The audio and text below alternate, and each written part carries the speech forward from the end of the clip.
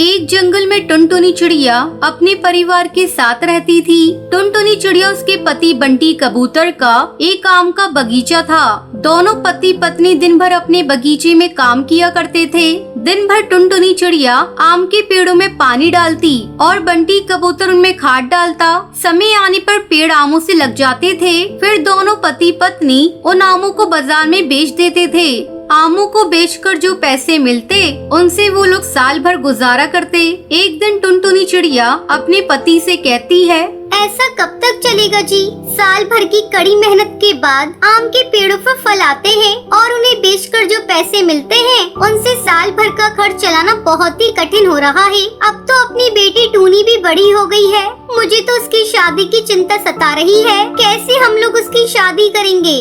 टुनटुनी, हम लोग कर भी क्या सकते हैं? हमारे पास इसके अलावा कोई दूसरा काम है ही नहीं जिससे अच्छी आमदनी हो। तुम्हारी फिक्र करने से क्या होगा? अक्सर वो दोनों इसी तरह की बातें किया करते थे। समय गुजर रहा था। एक दिन टूनी अपनी माँ के साथ आम के बगीचे में जाती है और अपनी माँ से कहती है, माँ, इस बार आम के पेड़ों पर तो बहुत सारे आम लगे हुए हैं। इसे बेचकर बहुत सारे पैसे मिलेंगे। हाँ बेटा, इस बार आम की अच्छी पैदावार हुई है, लेकिन जैसा तू सोच रही है उतनी आमदनी तो होती ही नहीं। टूनी कुछ आम को तोड़ लेती है और उन्हें घर लेकर आती है। फिर उन्हें बड़े चाव से खाने लगती है। टूनी को आम खाते देखकर टुनटुनी चिड़िया कहती है, टूनी, जरा ये कच्चे आम आज मुझे भी खिला। बहुत दिनों बाद आज मुझे भी कच्चे आम खाने को मन कर रहा है। फिर दोनों माँ बेटी बड़े चाव से कच्चे आम खाने लगती हैं। तभी टूनी की सहेली लूसी कबूतरी वहाँ आती है। आंटी जी, मेरी माँ ने 5 किलो कच्चे आम लाने को कहा है। ये लीजिए पैसे। इतने सारे आमों को खरीदने के बारे में सुनकर चिड़िया चौंक जाती है और लूसी कबूतरी से पूछती है, अरे लूसी, तेरी माँ इतने सारे आमों को करेगी क्या? वो आंटी जी, मेरी माँ इन आमों का अचार बनाएगी। आंटी जी, आपको पता है शहर में आम के अचार महंगे दामों में मिलते हैं, इसलिए मेरी माँ अपने हाथों से आम का अचार घर पर ही बनाती है। फिर पूरे साल हम लोग बड़े मजे से इसे खाते हैं। मेरी माँ का हाथ का बना हुआ अचार बहुत ही स्वादिष्ट होता है।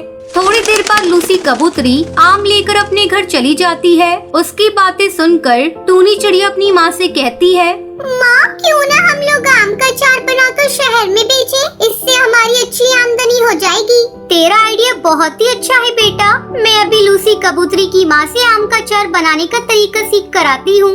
टुनटुनी चिड़िया लूसी कबूतरी के घर जाती है। जब लूसी की माँ टुनटुनी को देखती है तो कहती है, आओ आओ टुनटुनी बहन, कहो कैसे आना हुआ? कोई काम है क्या? हाँ बहन, मैंने सुना है तुम बहुत ही स्वादिष्ट आम का अचार बनाती हो। मैं वही सीखने तुम्हारे पास आई हूँ। क्या तुम मुझे भी आम का अचार बनाना सिखाओगी? इसमें कौन सी बड़ी बात है टुनटुनी बहन, तुम्हें आम का अचार बनाना सिखा देती हूँ। बबली कबूतरी टुनटुनी चिड़िया को आम का अचार बनाना सिखा देती है। फिर टुनटुनी चिड़िया खुशी खुशी अपने घर आती है और आम का अचार बनाने में लग जाती है। टूनी, जरा ये आम का अचार चक्कर बता तो कैसा बना है? माँ, ये अचार तो बहुत ही स्वादिष्ट है। मैं कल से ही शहर ले जाकर इन अचारों को बेचना शुरू कर देती हूँ। हाँ टोनी, इन अचारों को बेचने का काम तो तुझे ही करना पड़ेगा, क्योंकि मैं तो घर में बनाऊंगी और तेरे पापा बगीचे की देखभाल करेंगे। अगले दिन से टूनी अचार को ले जाकर शहर में बेचने लगती है। जल्दी उसके सारे अचार बिक जाते हैं। अब टूनी शहर जाकर रोज अचार बेचने लगती है। इस तरह टुनटुनी चिड़िया का परिवार खुशी खुशी अपनी जिंदगी बिताने लगता है। सुंदरवन जंगल में गोपी चिड़िया अपने पति अहम कौवे के साथ खुशी खुशी दिन गुजार रही थी। गोपी और अहम कौवे ने प्रेम विवाह किया था। गोपी की सास कोकिला कोयल अपने गांव में रहती थी। एक दिन वो बिना खबर किए गोपी के घर आ जाती है। अपनी सास को देखकर गोपी कहती है, अरे माँ जी, आप कौन है? बहू, तूने मुझे पहचाना नहीं? मैं तेरी सास हूँ। आप तो बिना खबर के यहाँ आ गई। बहू, ये तुम कैसी बातें कर रही हो? अपने बेटे के घर आने के लिए मुझे खबर देनी होगी। लगता है मेरे आने से तू खुश नहीं है। अरे नहीं माँ जी, आपके आने से तो मैं बहुत खुश हूँ। बहू, अब तू खुश रही या नाराज? मैं तो कुछ दिन तक यहीं रहूंगी और मैं गांव तभी वापस जाऊंगी जब तू माँ बन जाएगी। अब जल्दी से तू मुझे पोते का सुख दे दे। अरे माँ जी, आप तो अभी अभी आई हैं और अभी से पोते की रट लगाने लगी। अभी आप आराम कीजिए, मैं आपके लिए चाय बना कर लाती हूँ। इतना कहकर गोपी चिड़िया चाय बनाने के लिए चली जाती है। चाय बनाते समय गोपी चिड़िया सोच रही थी कि कैसे वो इस मुसीबत से छुटकारा पाएगी। तभी उसका पति अहम कौआ वहाँ आ जाता है। अहम जी, अपनी माँ को गांव वापस भेज दो। अगर माँ जी कुछ दिनों के लिए यहाँ रुक गई तो मेरा जीना हराम कर देंगी। तुम्हें पता है, जब से आई है तब से पोते की रट लगा रही है। गोपी, तो इसमें बुराई क्या है? अपनी शादी को हुए कई महीने गुजर गए, आखिर तुम्हें माँ बनने में क्या हर्ज है?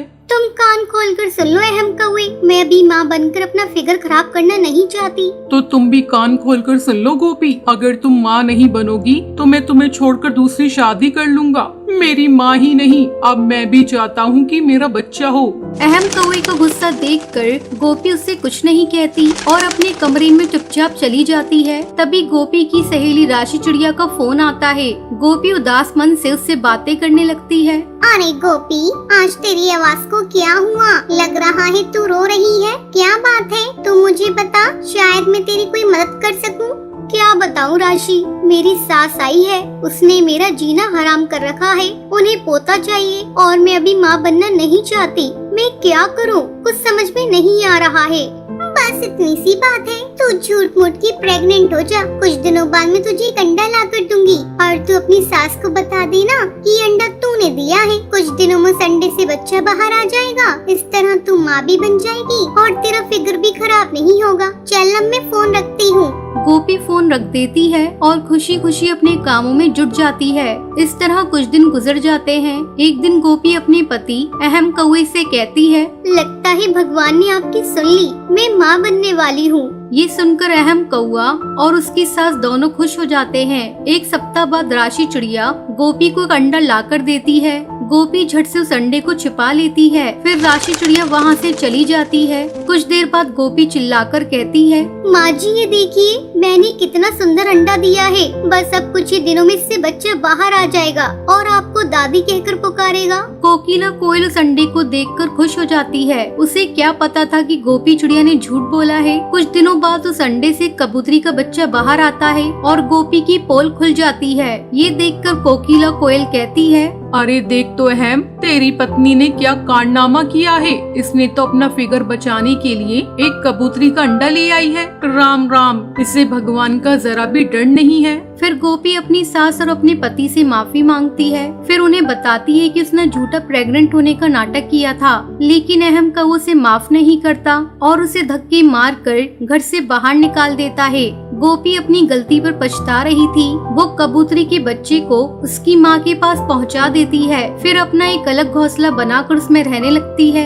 इस तरह कई दिन गुजर जाते हैं। एक दिन गोपी चिड़िया अहम कौवे को फोन करती है और रोते हुए इससे कहती है, अहम जी, मैं आपसे बहुत प्यार करती हूँ। मैं वादा करती हूँ आपसे, अब मैं कभी भी ऐसी गलती दोबारा नहीं करूँगी। ये सब सुनकर अहम कौवा गोपी चिड़िया को माफ कर देता है। फिर गोपी चिड़िया खुशी खुशी अपने पति के साथ रहने लगती है।